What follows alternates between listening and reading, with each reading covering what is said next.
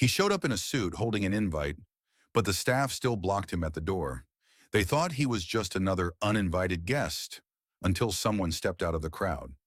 What happened next left the entire room frozen in silence. You ever walk into a place and feel like your presence alone ruins the air for certain folks?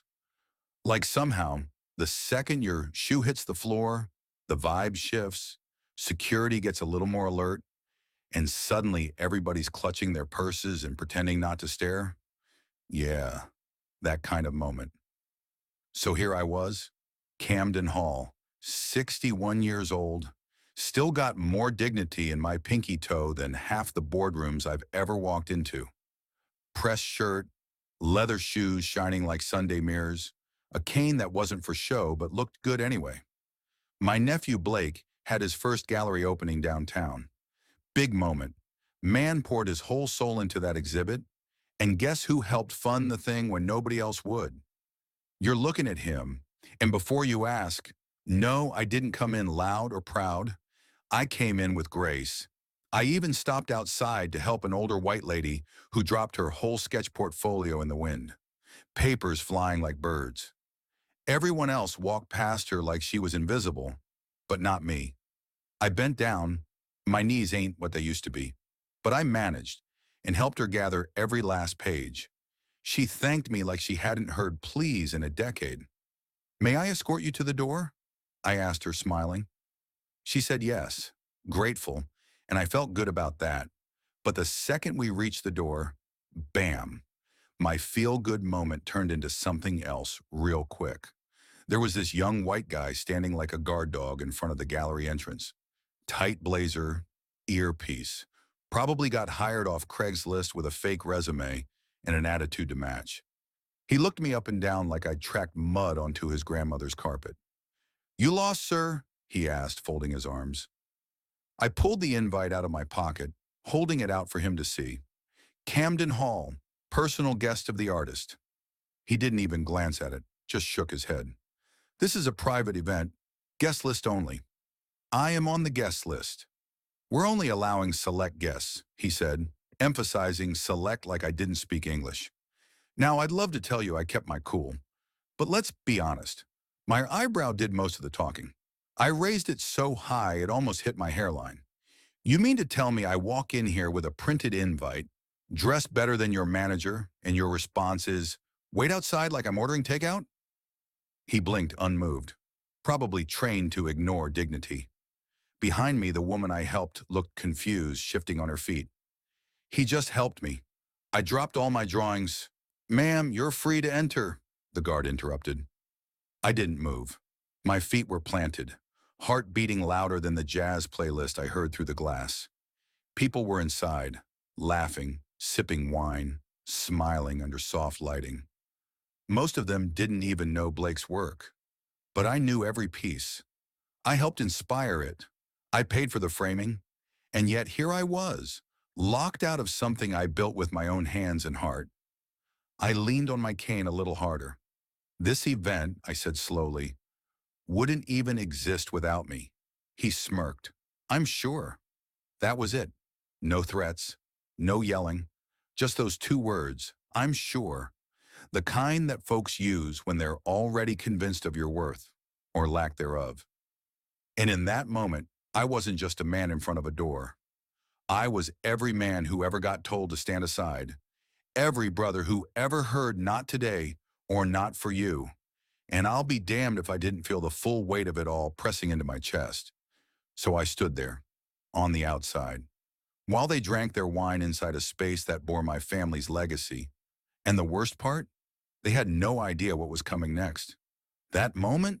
That wasn't even the tip of it. What happened next changed everything. You're going to want to stay with me for this, because the next part, it gets real. Now let me tell you something real clear. Standing outside that door wasn't the problem. I've stood outside many doors in my life.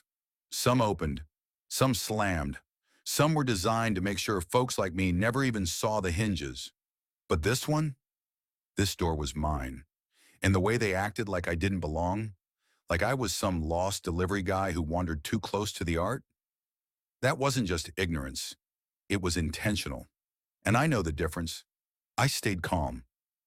That kind of calm that doesn't come from fear, but from years of knowing how folks size you up before they've even heard your name. So I stood there, leaning on my cane, watching person after person get waved inside like royalty, laughing, air kissing, holding those tiny glasses like the wine cost more than their rent. Every single one of them got a smile from that security guy. But me, I got a head shake and a dismissal. But see, I wasn't raised to throw scenes. I was raised to watch, to listen, to wait until it's time to speak in a way that leaves a mark. Then she came out, young woman in a sleek black dress, tablet in her hand, and a look on her face like she already had too much to deal with. She glanced at me, then at the tablet. "Do you need help, sir?" "I'm Camden Hall," I said. "I'm here for Blake's show. He's my nephew." She blinked, confused, like I just said I was Blake's long-lost twin. "Well, this is a private opening," she said slowly, like I had trouble with comprehension. "It's mostly for collectors, gallery sponsors, and the media." "I funded this gallery night," I said. Plain, simple. Another pause. Then she chuckled. That nervous, tight-lipped chuckle folks do when they think they're being polite, but don't believe a single word you're saying. "I see. Well, you're not on my list." Of course I wasn't, because they don't check the right list. They check the one that makes them feel comfortable. "Check again," I said. She sighed, tapped the screen a few times, then looked up at me with a smile that could ice a glass of water. "Nope, sorry." And just like that, she pivoted back inside. You ever feel invisible? Not just unseen, but unacknowledged? Like everything you are, everything you've done, all that sweat and sacrifice, it's just air to them? That's how it felt in that moment. I looked around. A few people outside noticed what was happening. One older couple whispered and looked away. Another guy, maybe in his 30s, raised an eyebrow like, "Dang, they really doing him like that?" But nobody stepped in. Nobody said a word. And then, right on cue, the real kicker walked out. A tall man in an expensive-looking jacket, silver cufflinks flashing in the light. Beard trimmed so sharp it could have sliced a tomato. He carried himself like he owned the building. Probably did part way. He walked right up to the security guy, whispered something, then turned toward me with a salesman's grin. "Sir, may I help you?" "I'm Camden Hall," I said again. "I'm one of the event's sponsors. This gallery showing, Blake Hall, is my nephew." "Oh." He dragged that word out like I just told him I believed the moon was made of cheese. "Well, that's lovely, but we do have some protocols tonight. Limited capacity, specific guests. I'm sure you understand." "No," I said, "I don't." His smile tightened. "Well, we appreciate your support, Mr. Hall, but we really want to maintain the tone of the evening." Ah, there it was. Tone. The word they use when they mean not your kind. This was no longer about a list. It wasn't about protocol. It was about appearance. And from where they stood, I didn't fit the decor. I didn't shout. I didn't step forward, but I let my voice drop just enough to be heard. "You know what's funny?" I asked him. "Y'all put my name on the wall. You took my check. You sent invites with my family's face on them. But the second I show up in person, suddenly I'm a problem?" He opened his mouth, but nothing came out. I saw something flicker behind his eyes. Maybe guilt, maybe fear, or maybe just the realization that this wasn't going away easy. And then, footsteps. Steady, slow, and deliberate. A shadow moved behind me, then another.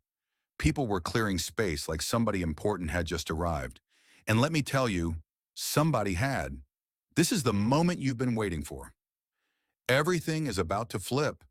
The ones who turn their backs are about to get a surprise they'll never forget. Stick around. This is the chapter where the tables turn. Now I told you, something was moving behind me. And you know when grown folks start stepping back like a storm's coming? When the air changes and folks get real quiet? That's what this felt like thunder was about to roll through a room that had been a little too proud of its silence. I didn't even need to turn around to know the presence behind me meant business. You could feel it, a certain kind of weight, the kind that doesn't ask for permission, it just enters, and the whole room adjusts. I finally glanced over my shoulder, and there he was, Lieutenant General Joseph Joe Rivers, full uniform, medals glinting like truth in sunlight, broad frame, calm eyes, in that posture only a man with battlefield scars and unshakable backbone could carry. This was the kind of man whose silence was louder than most people's speeches. He looked at me, gave a respectful nod, then turned his gaze on the little squad that tried to gatekeep the building like they were guarding national secrets. "You gentlemen have a situation here?" His voice wasn't raised. It didn't need to be. The young security guard's whole posture changed. The gallery manager's face dropped 2 shades. That same smirk he gave me earlier? Now it looked more like a grimace. Uh, Sir, we were just explaining to Mr. Hall that this event is, well, invitation only."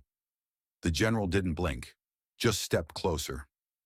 "This man," he said, pointing right at me with the steady hand of authority, "is one of the reasons I ever made it through West Point. He's the reason I had food on the table during my first year, because he sent my mother money when we were barely hanging on. He didn't have to. He did it anyway." He turned back to the gallery folks. "And now you've got the nerve to tell him he doesn't belong here?" You could have heard a pin drop, if anyone dared move. The woman with the tablet from earlier, she suddenly forgot how to scroll. The manager looked like he wanted to melt into the marble floor. The security guy, I swear he shrunk an inch. General Rivers didn't yell, didn't posture. He just stood there, like a verdict in human form. And then he walked up, stood shoulder to shoulder with me and said, "Camden, I'm walking in with you. And anybody who's got a problem with that?" He scanned the entrance with eyes that had seen war. "They're welcome to try and stop us." And baby, that door swung open like it had just remembered who paid the damn rent. The general stepped inside first, clearing the way, and I followed. And let me tell you something. The room changed.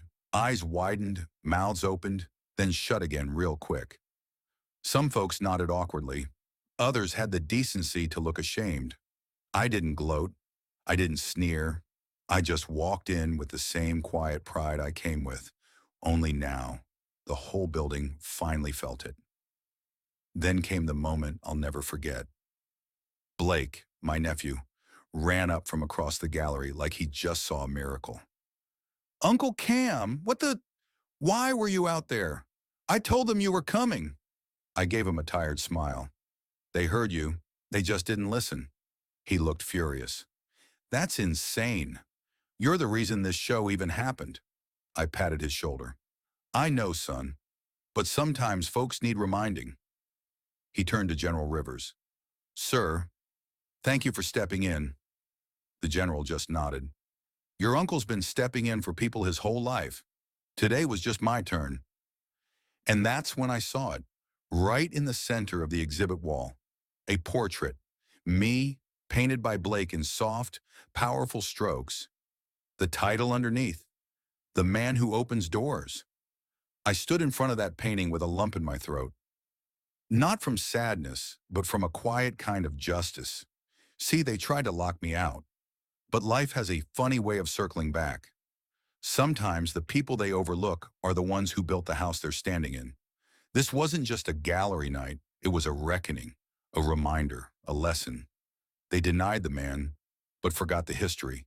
And history doesn't knock twice, it walks right in.